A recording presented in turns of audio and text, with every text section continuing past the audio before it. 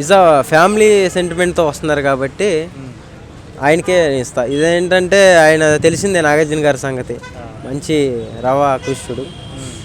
కాకపోతే వయసుకి తగ్గట్టు కాకుండా కొంచెం మించి బాగా చేస్తున్నాడు కాబట్టి ఆ తర్వాతన్నా చూడవచ్చు, పెద్దగా ఏముండదు. అంటే ఇప్పుడు వచ్చిన సాంగ్స్ కానీ ట్రైలర్ కానీ టీజర్ కానీ రెండింటిలో నీకు ఏది బాగా నచ్చింది? ఎవరిది? నాగార్జున కావచ్చు, వెంకటేష్ గారిది నచ్చింది. నాగార్జున గారిది ఒక సాంగ్ అయితే చూసా, సాంగ్ ఫైటు రెండు. ఆ రెండిట్లో అయితే నాకు పెద్దగా అయితే ఏమనిపించలా. ఎందుకంటే నాగార్జున గారికేను ఆ హీరోయిన్కి సెట్ అవ్వాల. ఫస్ట్ ఆఫ్ ఆల్ అంటే చిన్నపిల్లలాగా ఉంది.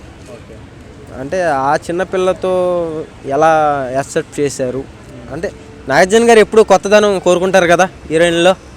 సో అలా సినిమా తీసలేదంట తీట్లా. అంటే మరొక మహేష్ బాబు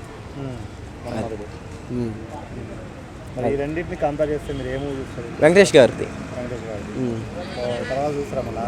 నాగార్జున గారు తవచ్చు. నాగార్జున గారిది ఎక్కడికి వెళ్దా అన్న, థియేటర్లో ఆడుతూనే ఉంటుంది. తవచ్చు చూద్దాం, కంగారు ఏముంది, టికెట్లు ఖాళీగానే ఉంటాయిగా, చూద్దాం.